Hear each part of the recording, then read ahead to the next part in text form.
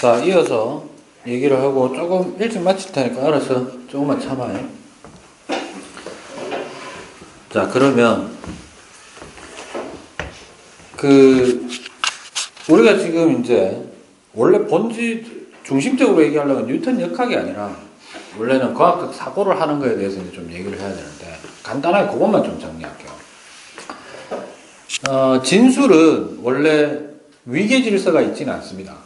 서열이 있거나 그런 건 아닌데 흔히 얘기해서 약간 좀 일반화돼서 고등학교 수준에서는 예전에 다뤘던 개정되기 전에 교과서 같은 경우에는 그러니까 그게 2007, 8년도 시절에는 그 과학적 진술들이 위계를 가진 상태에서 좀 이렇게 정의가 나왔었어요.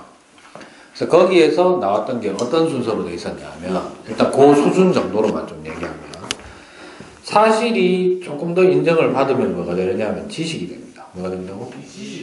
비슷한 말로는 완벽하지는 않으나 개념 되겠습니다. 됐나? 그 다음에 지식이 조금 더 공신성이 높아지면은 그게 뭐라고 하고? 이론.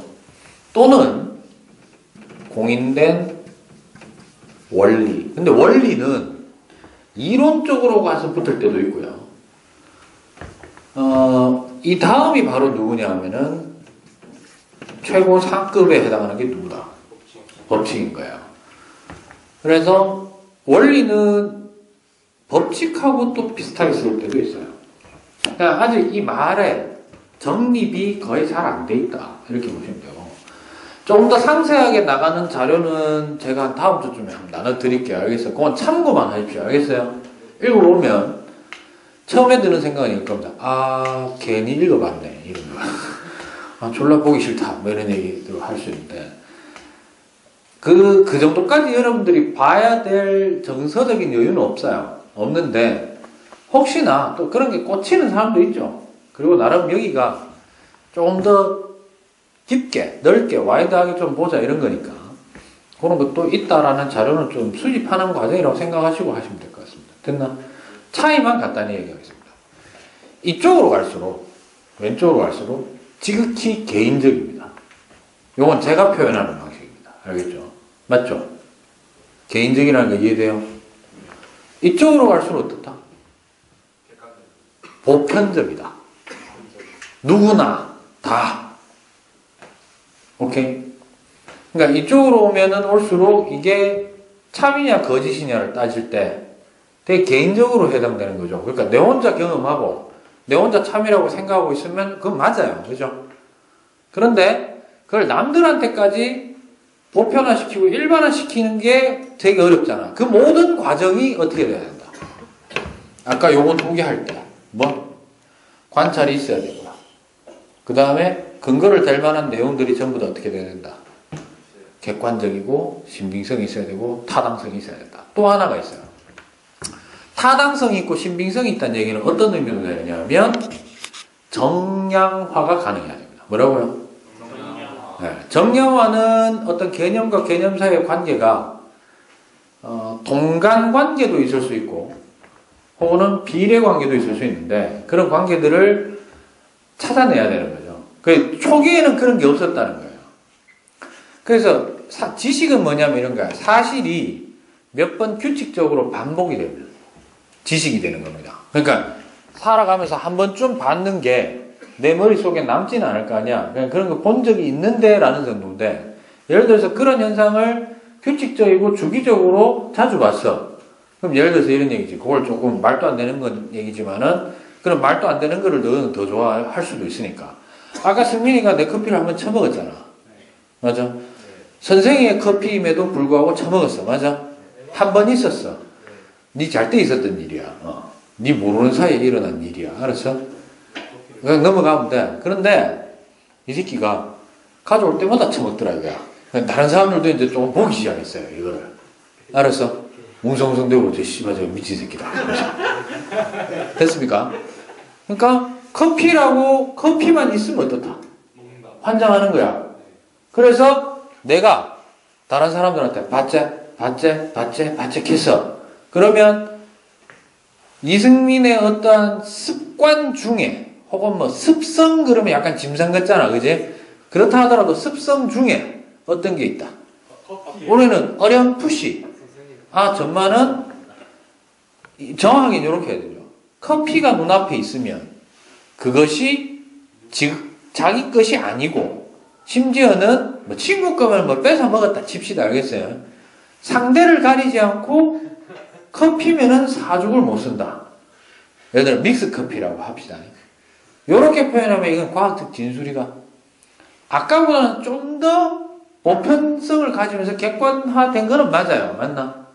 그러나 아까도 얘기했지만 이거를 전 세계 사람들이 알도록 하려면은 아직 부족하죠.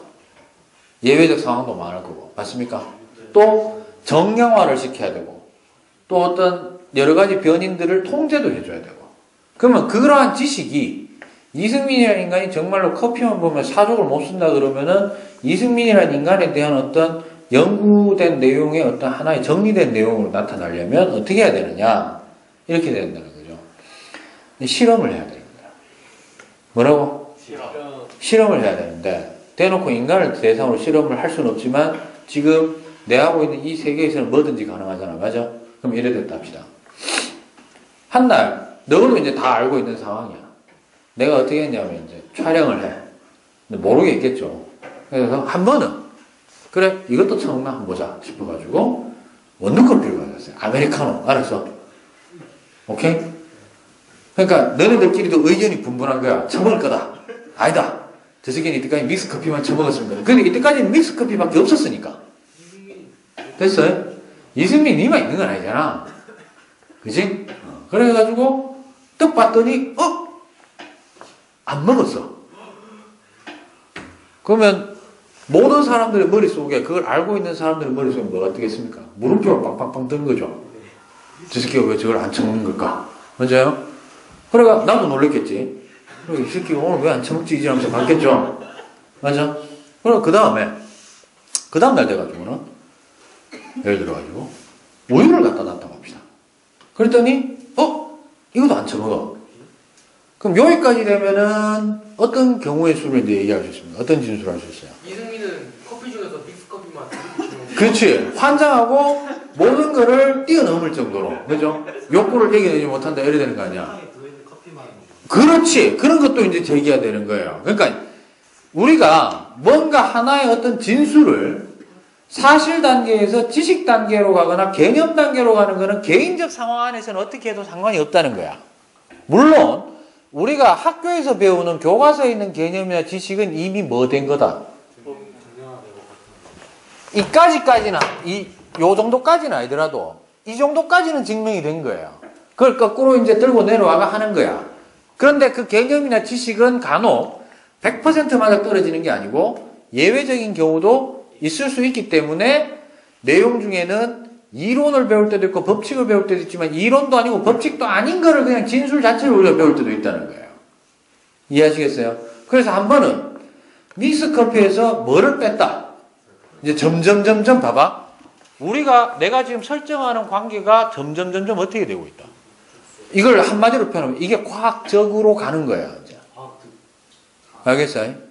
세부적으로 세밀화되고 변인을 조작하는 거지. 우유 줬다가 뭐 줬다가. 근데 조작을 하는데 그게 변인은 조작을 하는 거예요. 어떤 변인을 줄 것인가.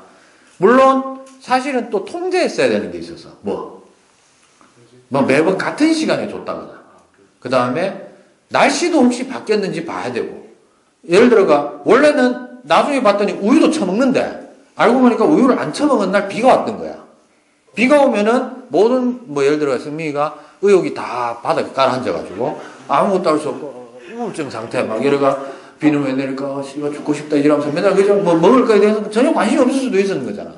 즉 우리가 주변에서 보는 자연현상이나 모든 어떤 현상, 사물에 대해서 접근할 때 그것이 일반화시키기라는 것은 상당히 힘든 거야. 거기에다 그걸 객관적으로 증명해내기는.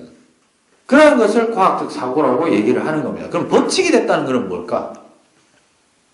법칙이 됐다는 것은 실험으로 증명 다 됐고요. 그 다음에 적어도 이승민이라는 인간에 대해서 세계의 모든 과학자들이 믹스커피라도 안 처먹을 때도 있겠지라고 하는 것을 증명해보려 했으나 증명이 안 되는 경우예요. 반대의 경우가. 그러니까 어떤 경우에만 안 돼. 어떤 경우에만 이게 법칙이 될 수 없어. 믹스커피를 놔뒀음에도 불구하고 뭐 안 처먹어야 되는데 믹스커피만 놔두면 다 처먹더라 이거야. 어쨌든 결론이. 그래 전 세계 60억 인구가 다 알게 됐어. 됐어요? 대한민국 코리아에 있는 이승민이라는 인간은 뭐 자기가 뭘 하고 있더라도 심지어는 죽기 직전에 유언 남기기 직전에도 믹스커피 들이대니까 일단 한 잔 먹고 얘기하자. 콕 먹고 유언도 얘기 뭐하고 죽을 수도 있고 그 정도는 돼야 뭐다? 법칙이다 이거예요. 근데 이건 좀 내가 과하게 얘기했는 건데 하나만 더 얘기할게요. 법칙은 깨질 수 있다 없다? 있다. 네, 깨지라고 있는 거예요. 그럼 왜 증명이 안 됐느냐라는 것은 그 당시에 기술력이나 과학적인 사고방식이나 그 틀 안에서는 증명을 못 해냈다면, 반증을 못 했다면, 혹은 오류를 증명할 수 없었다면, 그러니까 오류를 증명할 때도 뭐로 해야 된다? 과학적인 방법으로 해내야 된다 이런 얘기입니다. 그래서 절대적 진리는 아니에요. 절대적 진리는 아니고 그것을 잘못됐다라고 증명할 수 있는 어떤 증명되는 상황이 오기 전까지는 걔가 진실인 거야. 진리, true, 참이 된다는 거예요. 그러면 뉴턴 역학은 실제로 깨졌을까 안 깨졌을까? 뉴턴 역학은 큰 의미에서 보면은 사실 깨졌어요. 뭐가 등장하면서? 아까 얘기한 상대성 이론이 등장하면서 깨진 거는 맞아요. 그런데 여전히 법칙이라고 이름을 붙여놓고 있지. 그 이유는 뭐냐면 우리가 상대성 이론이 성립되는 그 전제 조건은 우리 일상의 삶과는 어떻다? 너무 동떨어져 있는 거예요. 그러니까 기본적으로 속도가 광속 근처여야 됩니다. 알았어요? 그 다음에 광속은 또 정의적 영역이에요. 뭐라고? 실제로 광속을 잰 놈이 있긴 있죠. 마이켈슨이라는 사람하고 몰리라는 사람이 쟀어요. 재가지고 하긴 했지만 그것이 실제로 정확하게 다른 부분에서도 그렇게 성립이 되는지는 아직 확인이 안 됐고 그래서 30만 킬로미터 퍼 세크가 뭐다? 광속이다라고 정의적으로 이제 정한 거고 이론상 값도 좀 이용해서 그렇게 한 거고 그래서 뉴턴 역학은 일반적으로 지구에서 살고 있는 일반적 지구 중력권에서 살고 있는 모든 어떤 시스템 안에서는 성립이 된다 안 된다. 성립이 되기 때문에 다 설명이 되거든. 앵간한 거는. 설명이 다 되니까 다 맞아 떨어지고 예외 없이 되니까 법칙으로 아직 있는 거예요. 그런데 여러분들 중학교 때 돌턴의 원자설 나오잖아. 원자설은 원래는 발표 당시에는 요거까지 갔어요. 근데 한 4개 정도 되죠. 문장이. 4개의 문장으로 이루어져 있잖아. 외우지 않았었나? 아니요, 안 했어요. 왜? 외우는데 시험에서 요즘 그런 거 안 내나? 그러니까 원자설이 이거죠. 첫 번째가 뭡니까? 모든 물질은 원자로 구성되어 있다. 두 번째, 원자는 절대로 깨어지지 않는다. 그 다음 세 번째, 같은 종류의 원자는 질량도 같고 크기도 같고. 맞아요. 네 번째가 내가 기억이 안 나네. 그 원자의 질량도 질량이 뭐 있어요, 하여튼. 그렇지. 다른 놈이랑 서로 다른 종류의 원자 뭐 서로 결합할 때는 그 정수비가 성립한다. 뭐 이걸 거야. 그렇게 되는데 그 중에 깨진 게 있죠. 첫 번째, 원자가 쪼개지지 않는다. 쪼개졌다. 다음 두 번째는요. 같은 종류의 원자라도 질량이 어떤 경우가 있다. 다른 경우가 있더라. 그게 중성자수가 달라서 그렇습니다. 그 두 개가 두드러 깨진 거예요. 그래서 법칙, 원자 법칙이었다가 뭐로? 원자설, theory, 이론으로 바뀐 거예요. 물론 그렇게 했다라고 하는 사람들은 아무도 없어요. 알겠니? 그냥 자연스럽게 이건 법칙 수준이야. 이렇게 된 거예요. 또 하나가 제가 중학교 때 중3 생물에 보면 중3 과학에 보면 멘델의 유전이 나옵니다. 우리가 배울 때만 하더라도 유전 법칙이었습니다. 근데 너거는 멘델의 유전 법칙이라고 하면 되었을걸? 멘델의 유전 이론 아마 이래 나왔을 거예요.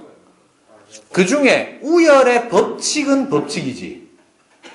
맞아? 우열의 법칙이라고 안 하더라? 우열의 법칙. 그 다음에 분리의 법칙, 독립의 법칙 이런 거 있어요. 그 중에 우열의 법칙은 조건이 맞아야 법칙이 돼요.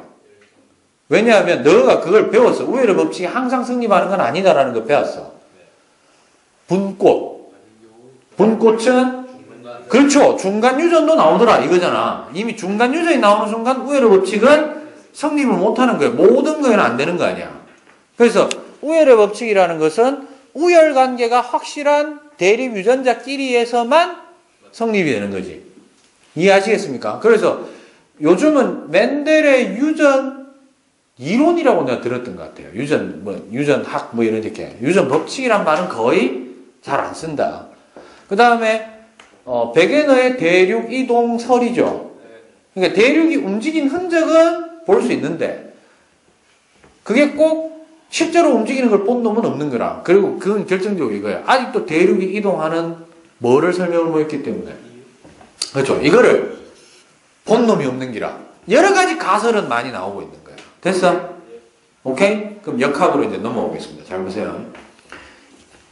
우리가 알고 있는 모든 역학은 여러분들한테 얘기를 할 때 좀 힘든 게 뭐냐면 아직 너네가 운동 법칙에 대해서 정확하게 잘 모르는 것도 있고 물리에서 사용하는 어떤 여러 가지 단어들에 대한 개념이 명확치가 않은 경우가 있기 때문에 그런 것들을 이제 좀 중간고사 동안에 좀 공부는 좀 하셔야 됩니다. 알겠습니까?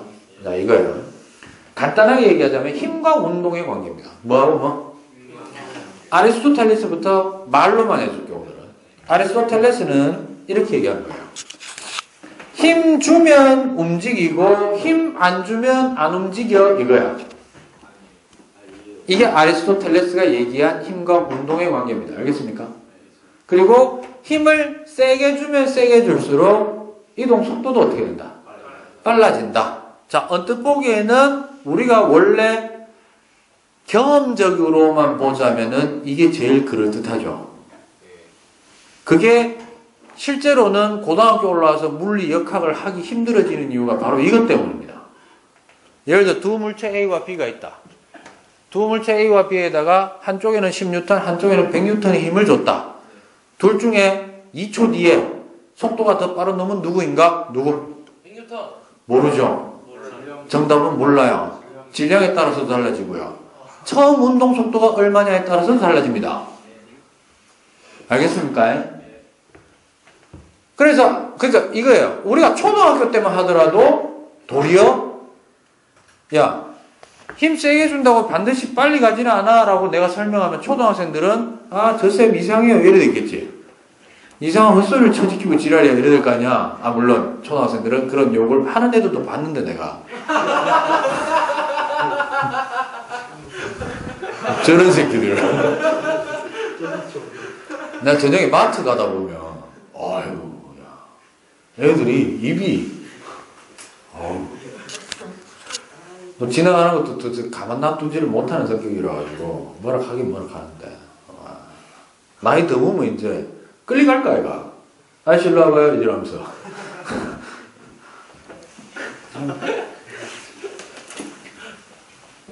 요건 나중에 할 때가 있을 거예요. 정확하게 적재적소에 써야지.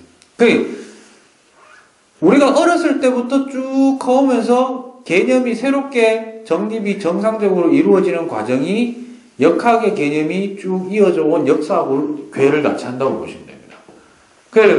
그러면 아리스토텔레스는 뭐가 잘못됐지? 이거야. 뭐를 설명 뭐 했을까? 뭐를 설명 뭐 했을까? 봐봐. 힘 주면 움직이고 힘 안 주면 안 움직여요 이랬어요. 됐어?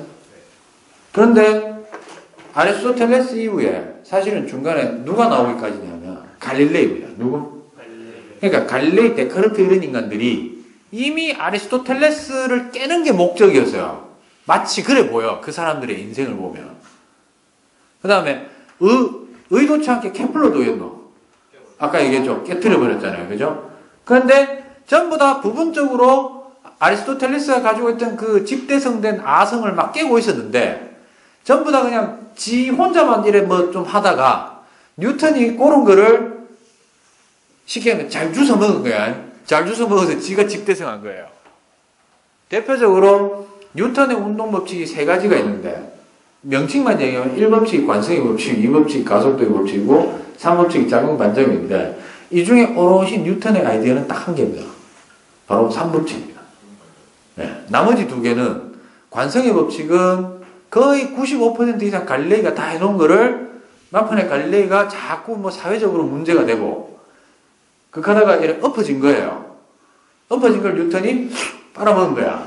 그 다음에 가속도의 법칙은 데카르트라는 사람하고 그 다음에 훅이라는 사람이 있었어요. 예. 둘이가 만들어 놓은 거를 역시 둘 다 뭐라고 명확하게 이렇게 인정을 못 받은 거죠. 그거를 두 개를 쓱 끌고 와서 지가 만들어 놓은 거하고 하나하고 합쳐가지고 왠지 법칙도 몇 개는 해줘야 돼. 케플러가 3개 냈잖아. 네, 3개 딱 낸 거예요. 구석을 맞춰가지고. 실제로 뉴턴 고유의 아이디어는 그것도 대단하긴 합니다. 작용반작용이라는 걸 설명하기 상당히 어렵기 때문에. 그럼 이런 거야.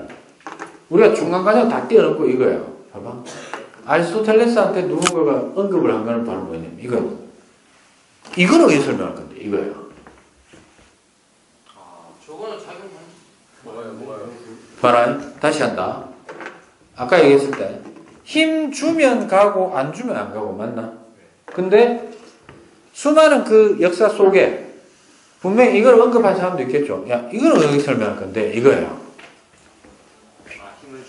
봐봐. 너가 여기서 지금 물음표 그게 뭐? 이렇게 하는 사람이 있을 수 있어요. 그지? 왜 저 아니에요? 맞잖아. 아닌데 표정은 네가 제일 리얼했어. 봐봐 이거야. 이거하고 같나 다르나? 달라요. 달라요.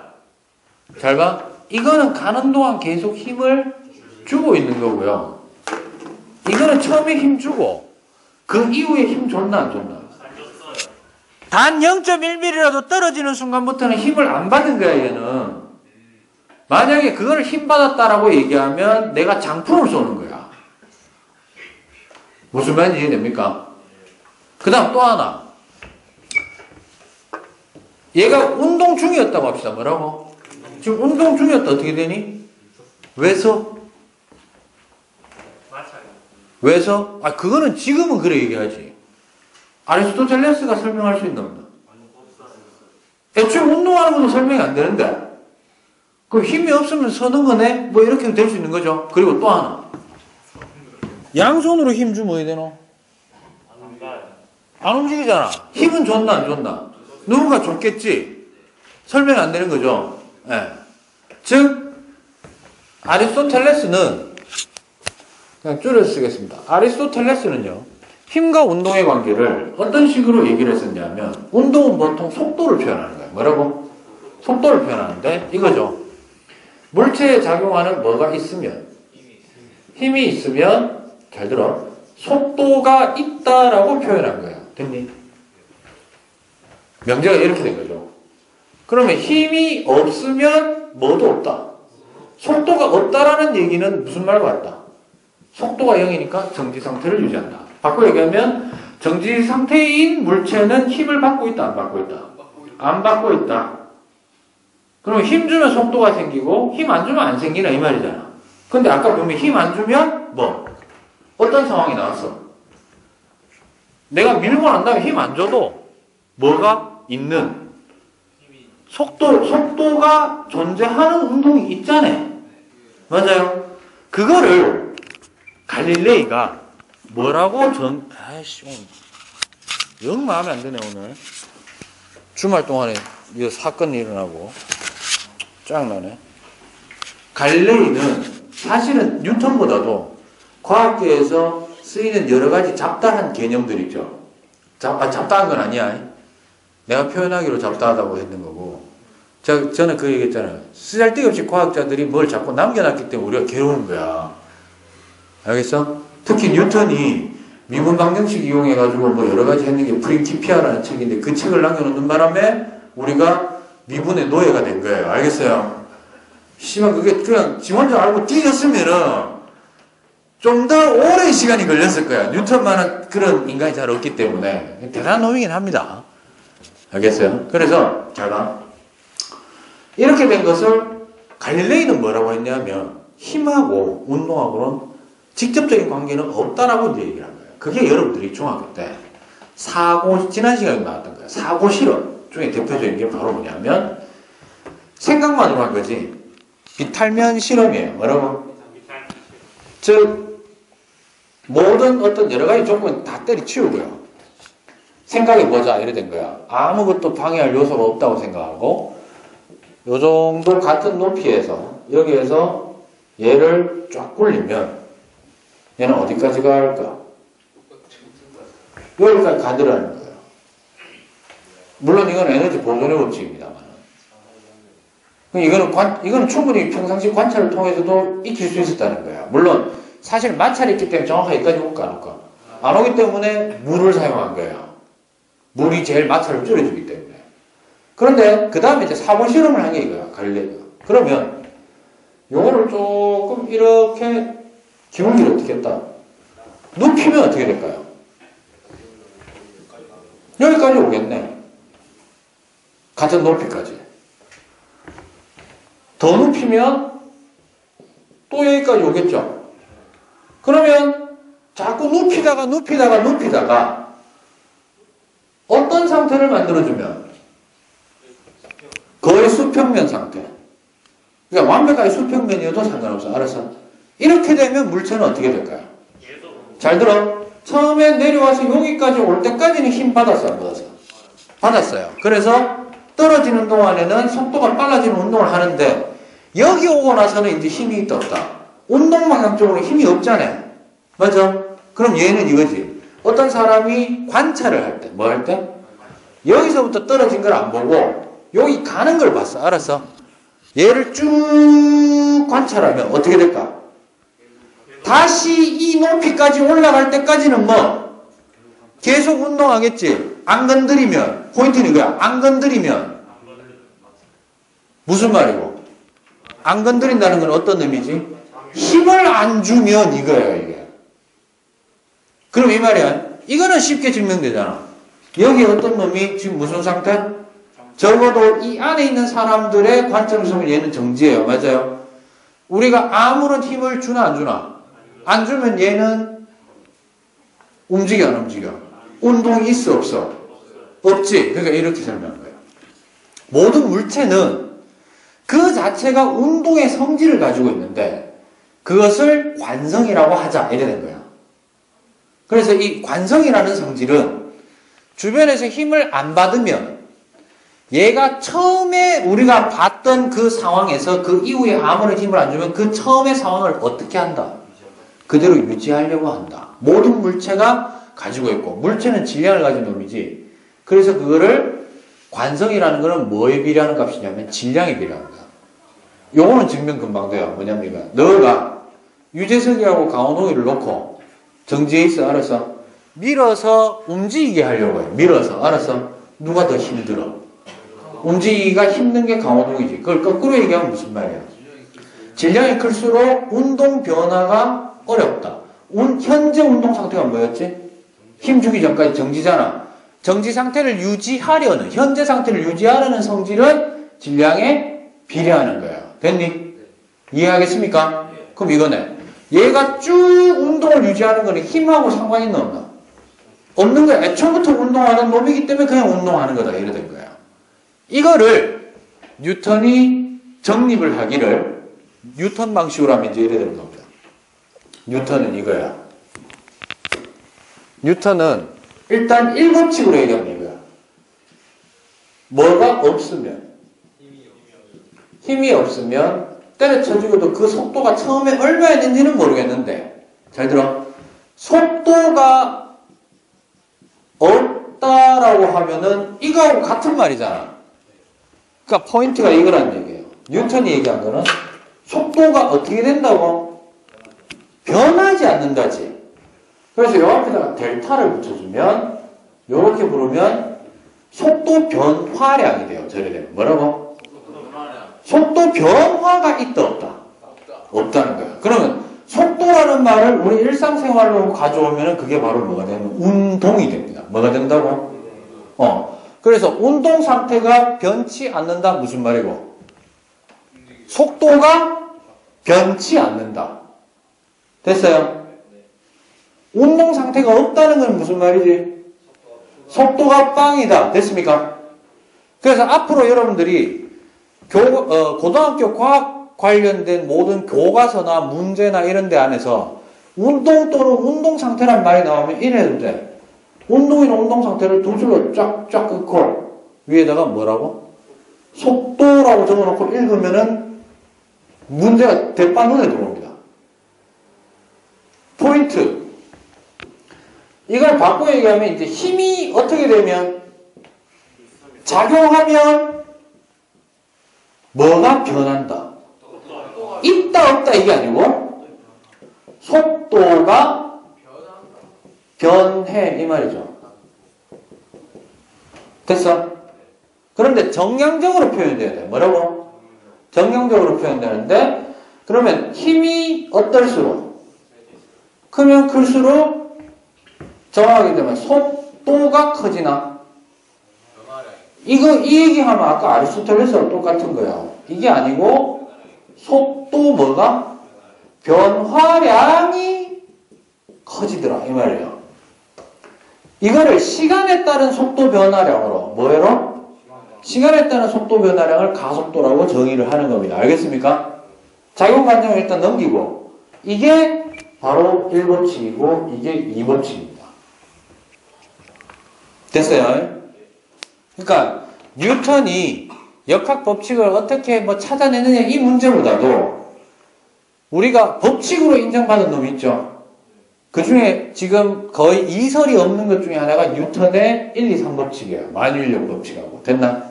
그럼 걔네들은 그리고 항상 법칙이라고 해서 모든 것에 다 성립되는 것은 아니지. 우주 전체 공간으로 끌고 나가버리면 빛의 속도나 아주 질량이 무진장 큰 상태에서 가면은 이게 성립돼 안 돼?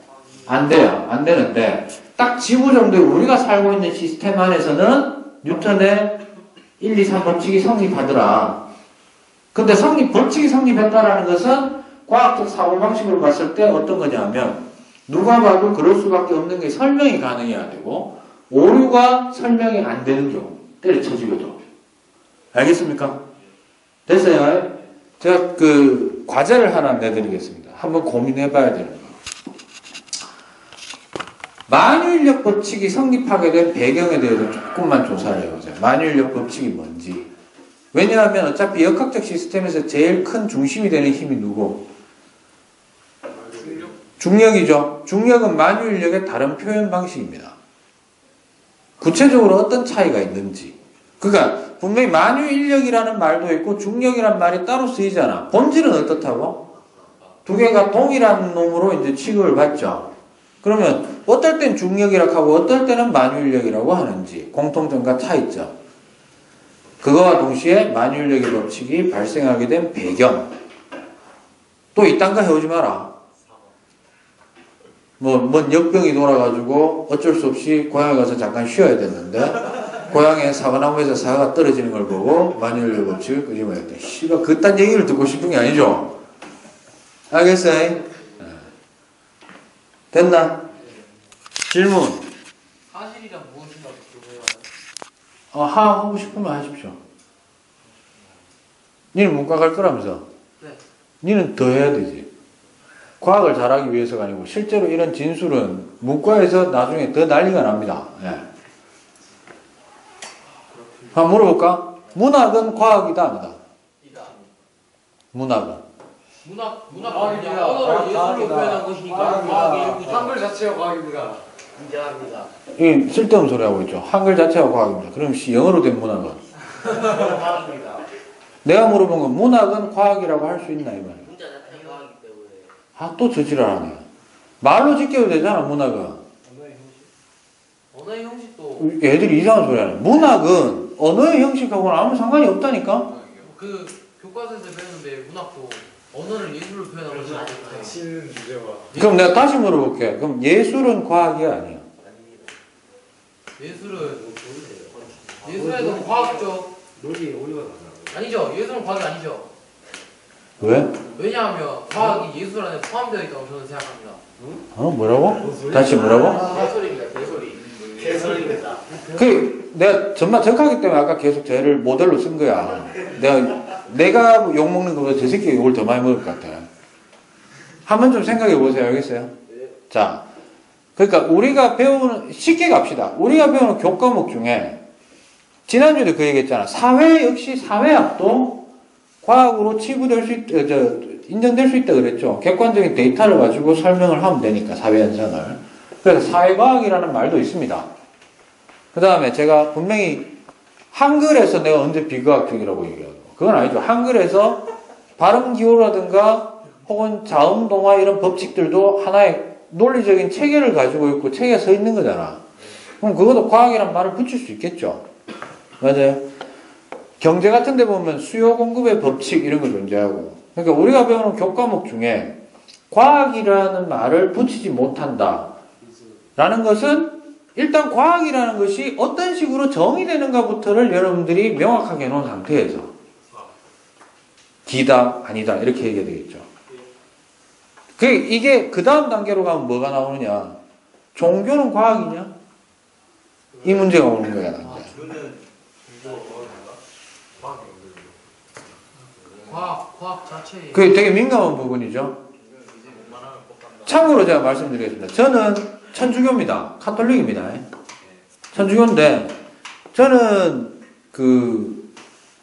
수업하고는 종교하고는 별개로 떼놓고 생각해요. 뭐 이중적 삶 이런 게 아니고, 그리고 어떨 때는 철학 사상으로 얘기할 때는 꼭 예수님 안 붙입니다. 알겠어요? 예수라는 인물은 이렇게 갑니다. 실존했던 인물이니까. 예수라는 인물이 전파한 사상은 막 온갖 개신교에서 난리가 난 적이 있었어요. 막 폭탄 매를 지옥의 갈로 이렇게 하고 지옥 좋아합니다. 지옥이 어떻게 생겼는지 졸라 궁금합니다. 뭐 굳이 일부러 찾아갈 곳은 아니지만, 그죠? 그래서 저는 보통 이제 이렇게 얘기하는 거예요. 신부님하고 이제 성당에서 얘기하다 보면은 나도 모르게 어떻게 될까? 따박따박 따지게 되겠죠. 좀 성향상. 그냥 그런 줄 알고 넘어가면 되지. 인생은 또 그런 것도 있어. 알았어? 있는데, 우리가 지금 얘기하고자 하는 건 내가 어떤 특정 종교를 깔려는 거야? 그게 아니고 이런 거예요. 종교라는 영역은 인간이 굳이 과학적이 아니어도 인정하고 자기가 어떤 식으로 수용하느냐의 문제일 수도 있는 거잖아. 그렇게 받아들일 수도 있는 거고. 맞아? 근데 내가 예민하다고 한 건 이거야. 종교인들 중에서, 분명히 종교를 어떤 믿는 사람 중에서 그것이 모든 것에 위에 있는 것으로, 과학이 위에 있습니까? 종교가 위에 있습니까?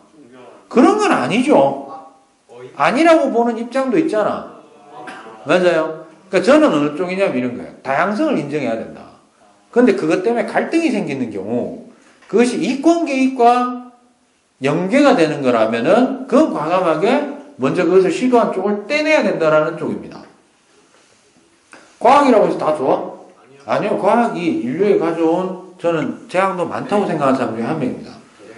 그럼 향후의 과학자들은 어떤 일을 해야 되는 사람들이냐? 뉴턴이라는 사람들은 자연을 컨트롤할 수 있다는 믿음 하에 인류에게, 사실 인류가 아니야, 자국의 이익을 위해서 일했던 사람들이에요. 뉴턴이 요즘으로 따지자면 국정원장에 있었던 사람입니다. 국가정보, 그러니까 CIA 국장급 정도 되는. 여러분 프리메이슨이라고 들어봤습니까? 영국은 카톨릭이 조금 다르죠. 성공회라고, 성공회교라고 합니다. 성공회라고 합니다. 그걸 뒤에서 이래 서포트하는 비밀 조직이 있었어요. 그게 프리메이슨입니다. 그 프리메이슨이 지금으로 치자면은 CIA급인데 2대 수장인가 그랬어요. 뉴턴이. 그러니까 영국의 전반적인 정치, 사회, 문화 어디 할 것 없이 영향력이 막강한 인물이었어요. 근데 과학을 열심히 했는 것도 뭐 때문이다? 자국의 이익을 위해서였어요. 솔직히 까놓고 얘기하면 그렇습니다.